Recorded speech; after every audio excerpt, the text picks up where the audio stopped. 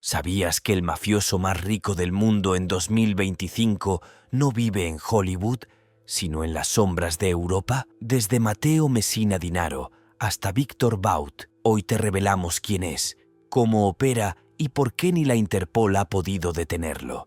Número 1.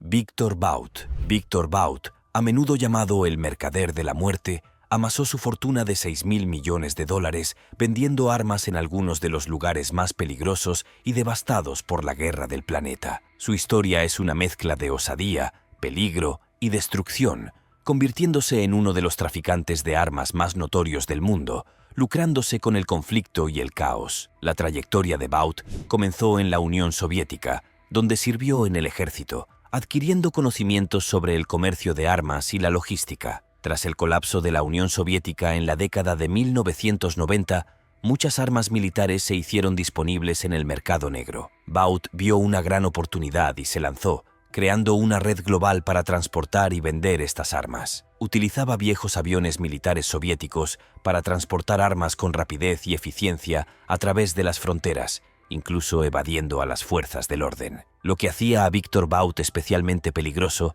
era su disposición a negociar con cualquiera. No le importaba quiénes fueran los clientes, siempre que tuvieran dinero para pagar. Vendía armas a dictadores, rebeldes y caudillos militares, contribuyendo a alimentar conflictos en África, Oriente Medio y Sudamérica. Daba igual si estas armas se utilizaban para cometer atrocidades. El único objetivo de Bout era ganar dinero. Número 2. Kun Sa, a menudo llamado el rey del opio, fue uno de los capos de la droga más poderosos y ricos de la historia. Su imperio se construyó sobre el tráfico de opio, y en la cúspide de su poder controlaba gran parte del suministro de heroína proveniente del infame Triángulo Dorado del sudeste asiático. Para el momento de su muerte en 2007, la fortuna de Kun Sa había alcanzado aproximadamente $5.000 millones, una cantidad asombrosa que ponía de manifiesto la magnitud de sus operaciones. El ascenso al poder de Kun Sa comenzó en la década de 1960, y su influencia creció con el paso de las décadas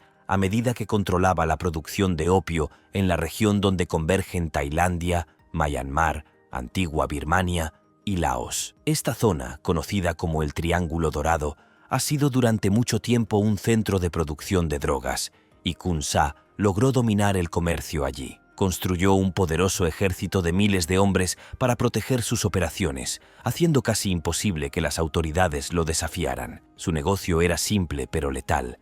Controlaba a los agricultores que cultivaban adormidera, procesaban el opio en heroína y luego transportaban la droga por rutas que controlaba hacia los mercados internacionales, principalmente a Estados Unidos y Europa. La organización de Kun Sa era increíblemente eficiente, y su heroína se convirtió en un importante contribuyente a la epidemia de drogas en estas regiones. El gran volumen de heroína que exportaba lo convirtió en uno de los mayores proveedores del mundo, lo que le generó miles de millones de dólares. El poder de Kun Sa no se basaba únicamente en el tráfico de drogas.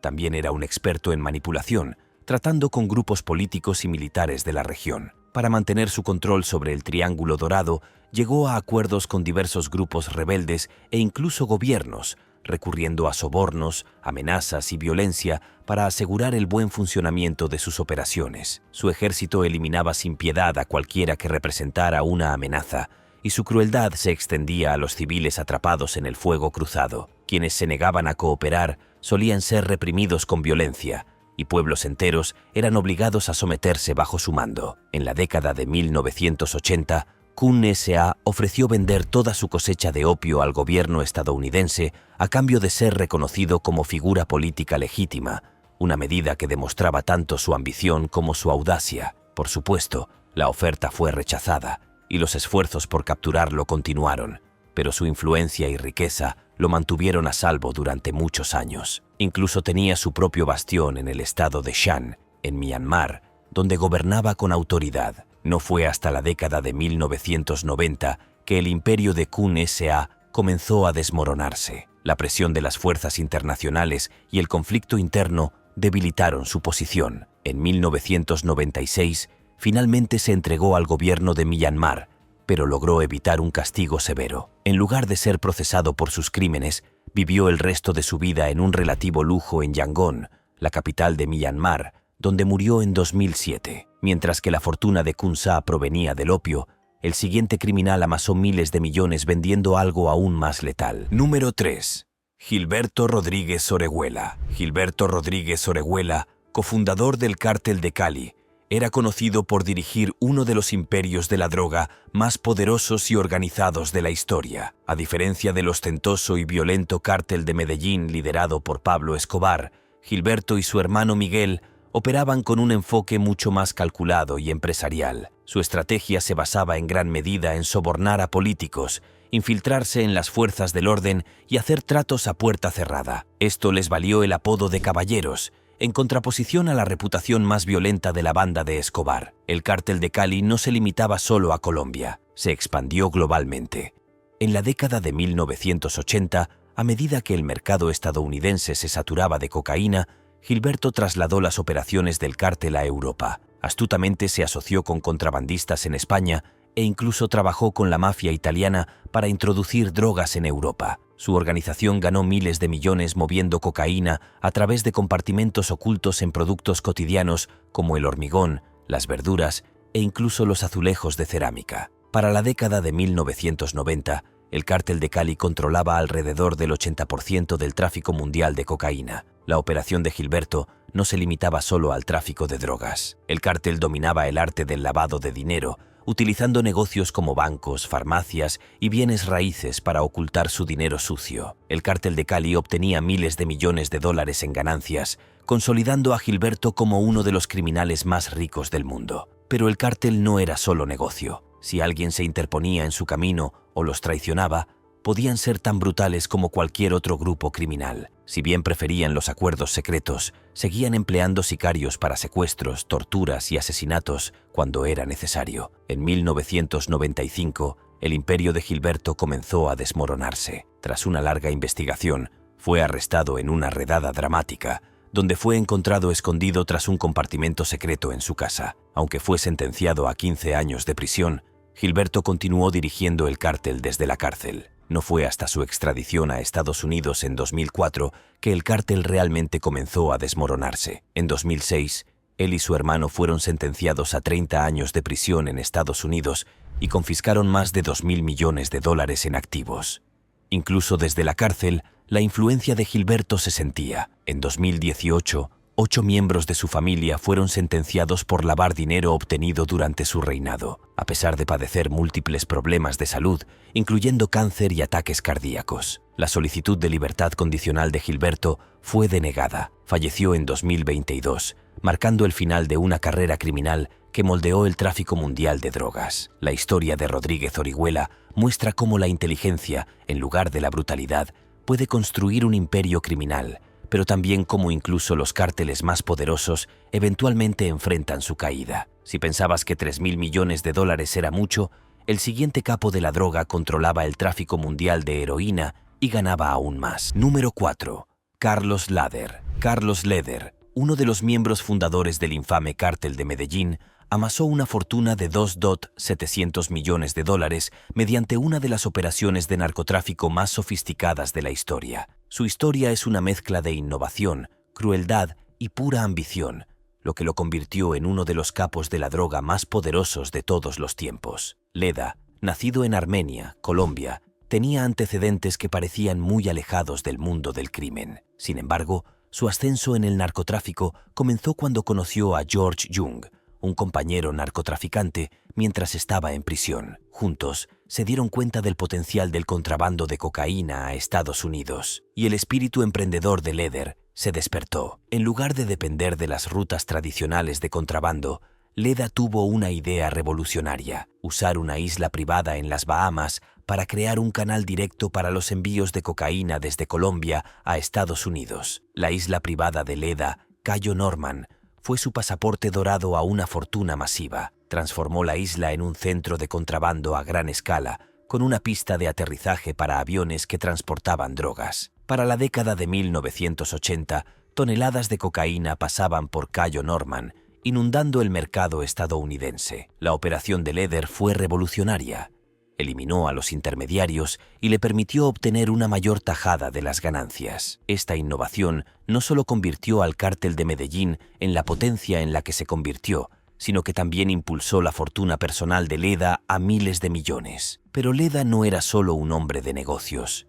Era conocido por su extrema crueldad. Para mantener el control de su isla y proteger sus operaciones, contrató guardias fuertemente armados y no dudó en eliminar a cualquiera que amenazara su imperio. Su dominio sobre Cayo Normando fue como el de un dictador. Lo convirtió en su propia fortaleza, intimidando tanto a los lugareños como a otros criminales. Cualquiera que se interpusiera en su camino era comprado o tratado brutalmente. A pesar de su inmensa riqueza, Leder tenía una extraña obsesión con la ideología nazi. Incluso usando su dinero para financiar movimientos políticos, soñaba con crear un gobierno que apoyara su narcotráfico y lo protegiera de la persecución, combinando su imperio criminal con sus ambiciones políticas. Sin embargo, este afán de poder, junto con sus tendencias violentas, finalmente lo convirtieron en un objetivo de alto perfil para las fuerzas del orden. El reinado de Leder como capo de la droga llegó a su fin en 1987, cuando las autoridades colombianas, bajo presión de Estados Unidos,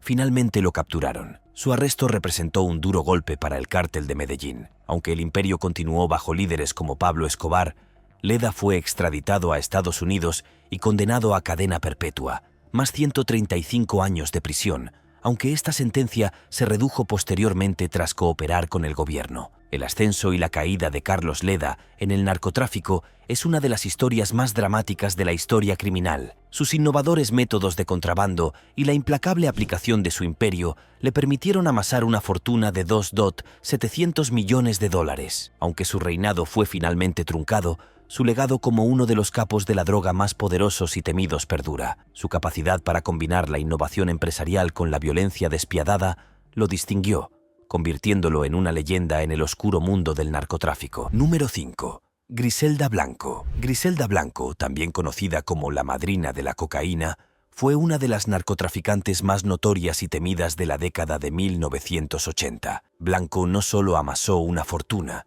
construyó un imperio de $2.000 millones, dirigiendo el tráfico de cocaína en Miami durante sus años más caóticos. Sus métodos violentos y su disposición a eliminar a cualquiera que se interpusiera en su camino le granjearon una reputación aterradora. Nacida en Colombia en 1943, la infancia de Blanco estuvo marcada por la pobreza y la delincuencia. Para cuando entró en el narcotráfico en Estados Unidos, ya se había consolidado como una figura despiadada. Blanco jugó un papel clave en el auge del cártel de Medellín, contrabandeando enormes cantidades de cocaína a Estados Unidos, especialmente a Florida. Su ascenso al poder fue rápido, y para la década de 1980 controlaba una gran parte del mercado estadounidense de cocaína. La crueldad de Blanco la distinguió de otros líderes de cárteles. Era famosa por ordenar asesinatos brutales para mantener el control. Incluso fue pionera en los tiroteos desde vehículos en motocicleta, una táctica que se volvió común en el submundo de Miami. Su capacidad para sembrar el miedo y su uso de la violencia extrema la convirtieron en intocable durante muchos años. Su crueldad también se extendió a su vida personal. Apodada la Viuda Negra, Blanco era sospechosa de participar en la muerte de 3 de sus maridos. Estos asesinatos, combinados con sus violentos negocios, la convirtieron en una figura de poder y terror. A pesar del derramamiento de sangre, Blanco vivió una vida de lujo extremo. Compró casas lujosas, autos caros e incluso, como es bien sabido, compró una pistola bañada en oro con incrustaciones de diamantes para su hijo. Su fortuna era asombrosa y disfrutaba haciendo alarde de ella mientras dirigía el negocio de la cocaína en Miami. El reinado de terror de Blanco llegó a su fin en 1985 cuando fue arrestada y sentenciada a 20 años de prisión. Incluso en prisión, logró controlar parte de su imperio desde la cárcel. Sin embargo, tras su liberación en 2004, su poder se desvaneció. En un amargo giro del destino, Blanca fue asesinada en 2012 en un tiroteo desde un automóvil, exactamente el tipo de ataque que alguna vez había perfeccionado. Su legado como madrina de la cocaína sigue siendo uno de los más oscuros en la historia del crimen organizado. La historia de Griselda Blanco es una de inmensa riqueza, pero también de extrema violencia y crueldad que ayudó a forjar la guerra de las drogas en Miami en la década de 1980. ¿Crees que el imperio de Griselda era impresionante? Espera a conocer al narcotraficante colombiano que llevó las cosas al siguiente nivel. Número 6. Matteo Messina Denaro. Matteo Messina Denaro es a menudo descrito como uno de los jefes de la mafia más despiadados de la historia. Su apodo, diabólico, le viene a la perfección, ya que refleja su carácter frío y calculador. Nacido en una poderosa familia mafiosa de Sicilia, Denaro asumió el liderazgo de la Cosa Nostra tras la muerte de su padre y se forjó una reputación aterradora. Uno de los aspectos más inquietantes de Denaro es su temprana iniciación en el crimen. A los 14 años ya había disparado su primera arma y a los 18 había cometido su primer asesinato. Rápidamente se hizo famoso por sus métodos violentos, presumiendo de que podía llenar un cementerio él solo. Su ascenso en la mafia estuvo marcado por una brutalidad extrema y se convirtió en una de las figuras más temidas del crimen organizado. Denaro estuvo muy involucrado en varios atentados con bomba en Italia durante la década de 1990. En 1993 ayudó a orquestar una serie de atentados mortales en Florencia, Roma y Milán, que causaron la muerte de 10 personas y heridas a muchas otras. Estos atentados pretendían ser una advertencia para el gobierno italiano, mostrando hasta qué punto la mafia estaba dispuesta a llegar para proteger sus intereses. También se le acusa de ordenar el secuestro de un niño de 12 años, Giuseppe Di Matteo, en 1993. El padre del niño se había convertido en informante contra la mafia, por lo que Denaro decidió enviar un mensaje macabro. Tras mantener al niño como rehén durante más de 2 años, lo estrangularon y disolvieron su cuerpo en ácido. Este horrible acto consolidó la reputación de Denaro como alguien que no se detendría ante nada para mantener el control. Si bien estuvo profundamente involucrado en crímenes violentos, Denaro también amasó su fortuna con el narcotráfico. Fue un actor importante en el tráfico mundial de heroína y cocaína, con conexiones con los cárteles colombianos. Incluso durante su fuga, Denaro mantuvo vivo su imperio criminal, utilizando su vasta red para continuar sus operaciones. A pesar de vivir escondido durante casi 30 años, Denaro mantuvo un estilo de vida lujoso, conducía coches caros, vestía ropa de diseñador y era conocido por ser mujeriego, a diferencia de muchos otros jefes de la mafia que seguían valores familiares más tradicionales. Su capacidad para evadir la captura durante tanto tiempo lo convirtió en una figura legendaria en el mundo criminal, con constantes rumores sobre su paradero. En enero de 2023, Denaro fue finalmente arrestado mientras recibía tratamiento contra el cáncer en una clínica privada de Palermo, Sicilia. Su arresto fue una gran victoria para las fuerzas del orden italianas, poniendo fin a una búsqueda de décadas. La vida criminal de Matteo Messina Denaro es una historia de poder, riqueza y crueldad extrema. Incluso ahora, su nombre infunde temor en muchos sicilianos. Pero los miles de millones de Denaro no son nada comparados con la próxima narcotraficante que gobernó Miami con mano de hierro.